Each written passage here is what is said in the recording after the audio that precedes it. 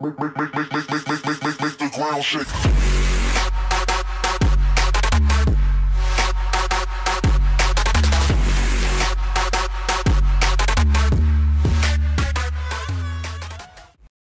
Hello everyone and welcome to another tank review. I'm here with the WZ-120, the tier 9 Chinese medium tank. Now in this game the Chinese tanks always were considered a carbon copy of the Russian mediums, but they aren't. They do have the same armor profiles, but that's about it. Everything else about those tanks is completely different, if you ask me. As always, we will take a look into the armor first, and you come to the realization that it isn't that bad actually. I mean, 100 on the hull front, it can pull off a bounce from tier 7s quite reliably, but it is nothing special. The side armor of 80 can provide some side scraping to an extent, but you have to be careful not to overextend because you will get penetrated. And then comes the turret. The turret is actually one of the better ones in its tier, because it has 220 millimeters around the gun and 190 towards those sides, so frontally you can see what you are dealing with here. I mean, 220 to 330, so you have to get lucky to penetrate. Yes, it is penable around the gun here, it is if you are precise enough, but if you go towards this side you can get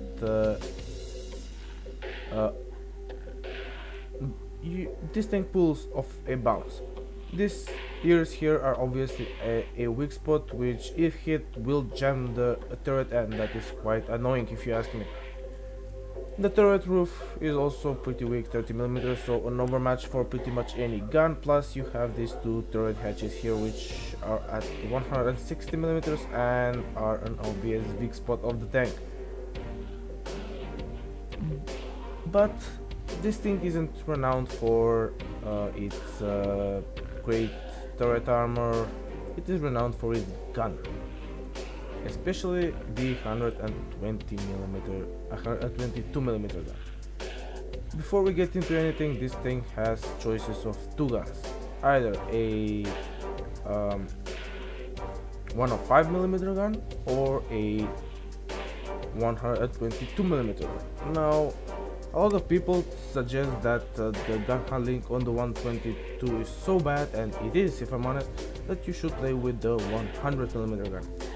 But if you play with the 100 millimeter gun, you have this problem here, which is the Russian tier 9 mediums, especially the T55A. I mean, what advantages do you have if you play the WZ with the 100 millimeter gun? As you can see, you do have quite a bit worse DPM. But to compensate for it, you have slightly better AP penetration, but that is completely thrown away when the T55 loads hit, and it has 330 millimeters of penetration, whereas you with your APCR have only 265, so even on that front the T55 wins. Rate of fire is a lot worse, if I'm honest. Half a second for a 100mm gun is quite a bit. The shell velocity is the only advantage I could say about this tank. But look at these soft stats. I mean, aim time 0.8 seconds worse, the accuracy is 30% worse, the dispersion is 20% worse. Everything about this tank is worse. Even the mobility, as you can see, it does have a slightly better power to weight ratio, but it loses when it comes to the soft stats, so the traverse of the tank is a lot worse. When you play it with the 105mm gun, The WZ loses its novelty, loses its special position at tier 9, so to say. It lags behind all of the Russian mediums. But when you use the 120mm gun, sorry, 122mm gun, things get a little bit different. Because now you do lose a bit of a DPM, but you gain 120 damage per shot. The penetration rises from 215 to 249, and your premium rounds is hit with 340 penetration. Now you might wonder why I compare it with the T10, but I will get to that in a second. After that, you can see that the gun handling is a lot worse, and this is the biggest problem with the 3 degrees of gun depression. That thing is really annoying. Every single bump on the field rockets the gun, and you are basically shooting the sky if you touch a little pebble, but that is that. Now, as I said, I will compare it to the T10, and here is why. They both have very similar gun. The mobility is obviously better on the WZ, but the armor is obviously better on the T10. So it is a trade-off. So the advantage of the WZ so far is, I'd say, the camouflage. But look at the gun. Yes, you do lose a little bit on the DPM side, but you gain 9mm of penetration, which is certainly noticeable. But the real difference comes when it comes to the soft stats. The accuracy is the same on paper. It doesn't feel the same, trust me. The aim time is a lot worse. I mean, 0.6 seconds is like 3 dark ages if you ask me. The dispersion on tank moving is a bit worse on the T10, but a lot better when on the turret traverse. After firing, it is better, and most importantly, the gun depression is a lot better on the T10, almost 75% better on this than on the WZ. As for the mobility, yes, you do lose out on it, but it works if you ask me.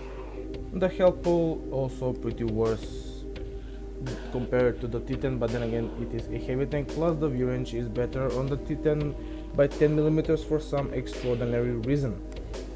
So the WZ is definitely a quirky medium tank. I mean, it is a novel medium tank with only it having a 122mm gun at tier 9. It works, but you have to be very patient with it, because a lot of your shots will derp, as you will see in the replays. As for equipment for this thing, I would go with rammer. Obviously, vert stop is a must, because you want all the advantages towards aiming you can get, and either vents or galvaning drive. Personally, I am playing it with ventilation, because you start to feel the galvaning drive after you fully stop and aim at one spot, and then you feel it, whereas the ventilation always sort of helps, even with the aim time and the dispersion as well. As for equipment, you can go with improved combat rations, but be aware you do get set on fire frontally, because your fuel tanks are around this area right here. As for crew skills, I would pick 50% camo, 50% repairs. After that, smooth ride and snapshot are a true must, if I'm honest with you, and brothers in arms also helps a lot with it. Sixth sense is an obvious trait. After you finish your third skill, you can go with situational awareness on the loader. On the driver, you can go with off-road driving, and that is pretty much all the usefulness of all skills. That is pretty much the standard setup for this thing. I would I would prioritize snapshot and smooth ride because, as I said, you need all the help you can get with this gun. I think that was enough theory crafting. Let's get into some battles. So, ladies and gents, here we are in the first battle. And before we get into anything, this, if you are wondering, is the WZ-120, but I have reskinned it from a guy that has a lot of HD skins that for things that aren't made HD yet. I will put in a link to his channel in the description down below if you are interested in downloading some of those. They are really awesome. I have one for the 1 to 10 as well. But getting back to the game, I am top tier, so that means on mines the only place you could go is the hill, so that is what I will try to do right now. You are seeing me making a complete fool of myself with the auto, but I will try to make amends. DRU is firing a G at me. I don't know why. He could easily pen me with AP if he is firing that, but he isn't, so that's an easy pickings for me. Will I be able to take out this T-49? No, the WZ manages to do so, but fortunately I managed to take out the RU. Now, when it comes to mines, you either have to support your team going to the hill or you go hill. So that means either go to the spot where this T-54 is or go to the hill. Ideally, I would want to switch places with him because he does have better gun depression, but I will try to make the most of this. There is no artillery, so that means we can play the game to an extent as it is meant to be played, so that's that. This T-30 is way out of position, and I will try to make everything just so I can punish him. Now I know that he's probably aiming at me from that spot, so I will switch to this one, and I have easy rear shots into this tiger. Out aiming because I just want to get the vertical on him. There is no way you can bounce those shots really unless you're extremely unlucky. Unfortunately, the tiger does pen me, but I will make amends and I will trade 200 health for 800, and that is alright in my book if you ask me.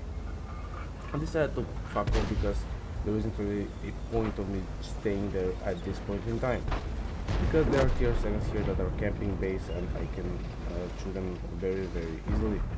Now you can see the start of the gun depression. I had to overexpose quite a bit over there. Luckily nobody spotted me until I fired, so it's all good. From this position you can see that even this kind of positioning isn't enough. With this M103 I have to overextend and I was almost about to fall, so that is that. Already up to 4k damage, and this I do have this M103's ass, so I will try to make my best and take him out. The next is the WZ. He takes a hit from the IS-3, but I have his I do have a shot to the rear of his turret. And as I take him out, the IS-6 makes also an appearance. Now, I'm not really worried about the IS-6, the thing is he has more HP than me. And we trade at this point, and I certainly do come out on top with 470, and he has only 370 damage done to me. Now, you will see the bullshit space side armor of the IS-6. First shot, put into the tracks. Okay, I was worried that I might not have in it, but look at this. Why didn't this pen? Why? I mean, I have 250 penetration. This shot should be easy. And just to make another great shot. Yep, that just happened. So 5.2 damage, and there is only one tier 7 left, but he is on full HP, and you will see now that the gun, when fully aimed, can deliver. This first shot flies a bit high, but is enough to hit him in the turret, which is very easy, and this shot will be fully aimed, as you can see, and you can see that the gun, when fully aimed, even if you can actually have the ability to fully aim it, you can very easily be able to, I don't know, take care of, to be able to make your shots fly through. But that 3.2 aim time is a bit of a pain in the ass, so you will have to be careful with that. I think this was enough for this game, and let's get to the post-battle results. So here we are in the post-battle results, and just to be quick, we picked up a tanker, some tokens, and from the battle hero medals I managed to pick up Confederate and High Caliber. If you look into the team score, you can see that I did come out on top on damage, kills and experience earned with 5.7k damage, 4 kills and 1424 base experience. If you look into the detailed report, you can see that we did fire 19 shots, of which 19 hit and only 16 penetrated. Some shots on the IS-6 were a bit unlucky, so to say, but I call bullshit. Anyways, from our 5.7k damage, only 500 was from a sniping distance. On mines, really, you cannot snipe all that much because the map is very small. We did receive 9 hits that game, only 8 managed to penetrate us, and only 1 bounced, with our damaged bulk bomber of 390. We did spot only 2 vehicles, but that doesn't really matter much. We managed to damage 10 and destroyed 4 with 1000 assistance damage. That was a very quick game, I think, so let's get into something a bit more interesting, I think.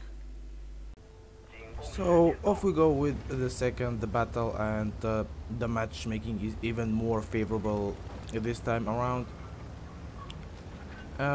In this battle I am playing with a platoon mate in his AMX 1390, and that is him right there, and he will be a great asset to the team because he has the best view range out of all of us and the best camo, so he can use it and abuse it to spot for us. As for the team's layout, with this kind of a matchup with only 2 tier 9s on each side, you have to be the one making an impact in the battles. You have to be the one doing the damage, otherwise your team is 90% of the time going to lose. First shot on the AMX 1390 was poorly aimed. It went where I aimed it, but he turned right just as I was about to fire. If you notice that for this battle I do not have the skin, I'm sorry. This battle was recorded between 9.14 and 9.14.1, and I haven't got around to put it in, but I will still, as I said, put the link in the description if you want the skin itself, and it has some great other stuff as well. On another note, taking a hit from the T-34-1 250 damage, something that I would not have wanted to do, but then again I did bounce kind of 2 shots from the rest of the team, and I put a very big shot into the AT-15A. That part of the tank is really weak around the gun. Especially for a gun that has 240 plus millimeters of penetration. Moving up, as I said, I have to be the one pushing, especially when you consider the fact that we do not have any tanks going on the right side. As you can see, the Yak is pinging that map, but the 112 made the right move to fall back because there is no point of dealing with those guys here. He will just shoot twice at most, and that will be GG for him. As lucky was the previous shot on the T-49, it was unlucky the first one, so it balances out, and that's the story of the gun. It trolls the enemy as much as it trolls you. Put a shot into the Super Pershing. It was well aimed, and it hit. I know that there are some things camping here.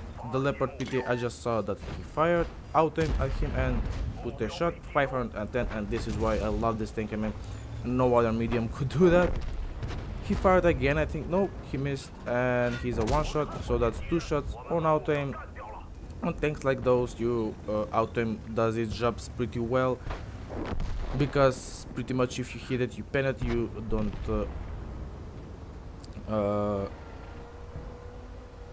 you don't need to aim for weak spot. That is what I'm saying. This Canon Jagdpanzer is playing well, but he cannot deal with an 80-15A frontally, so he makes the right call and falls back. I will try to punish the 80-15 if possible. I make myself up. He shoots me and sets me on fire, but which is annoying.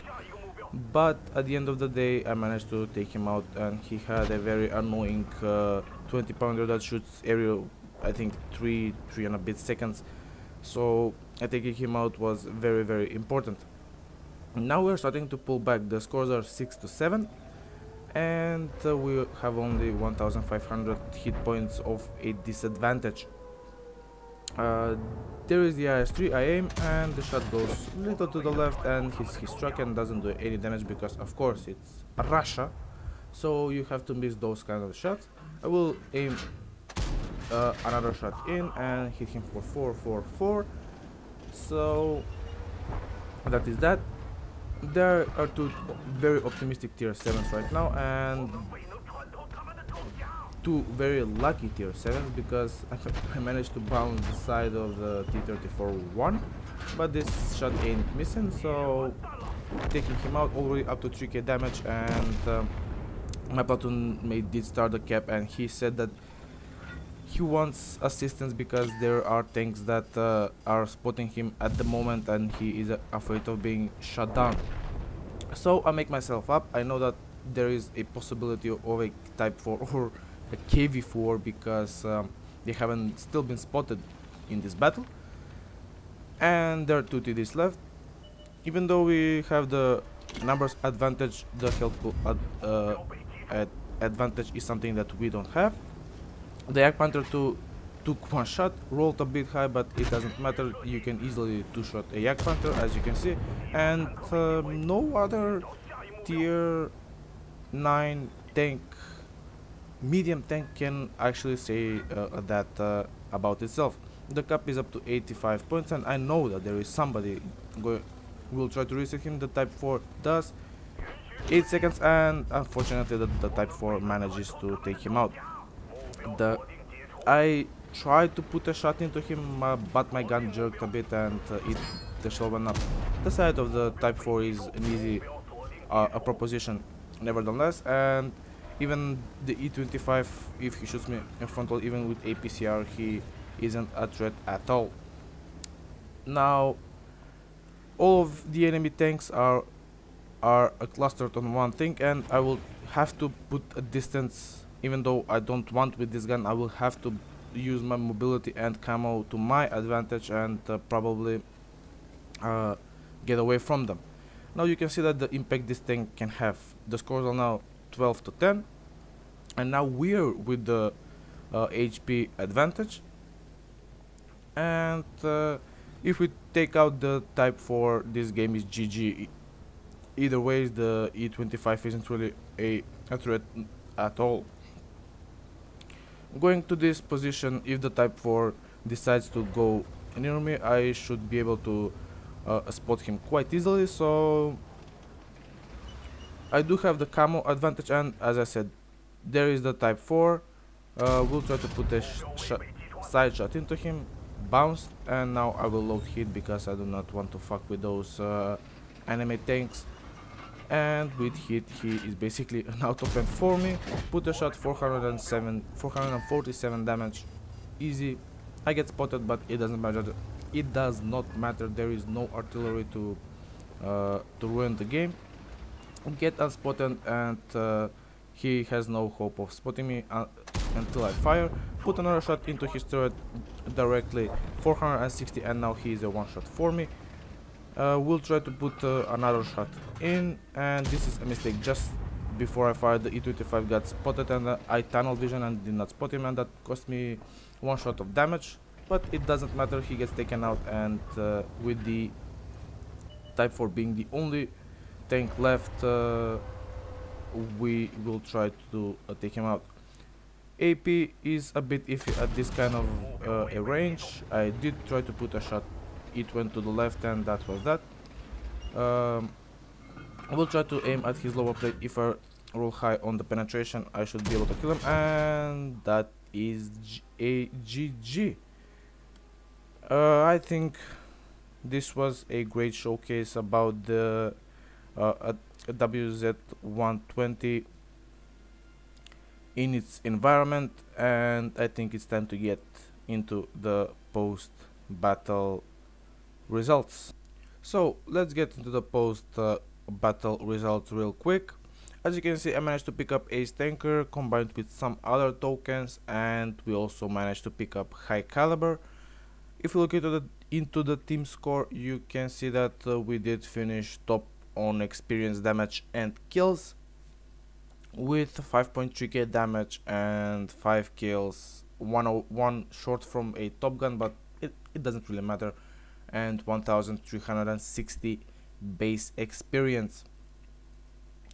If you look into the detailed report, you can see that we did fire 23 shots, 20 of which penetrated and 14 managed to hit, so that is a great showcase of the gun handling of the WZ. Even though the pen is alright, you never aim where you want, so you will bounce or miss some of the shots. I'd say around 30 to 40%, which is quite a lot. From our 5.4k damage, almost 2000 were from a sniping distance. We did receive 7 hits, 2 managed to pen us, and 5 bounced. And in this kind of a matchup, the armor works when you have low pen guns, but in a tier 10 game, just forget about it. We did damage almost 900 points of hit points. We did spot 1 vehicle, damaged 8 and destroyed 5 with 1682 assistance.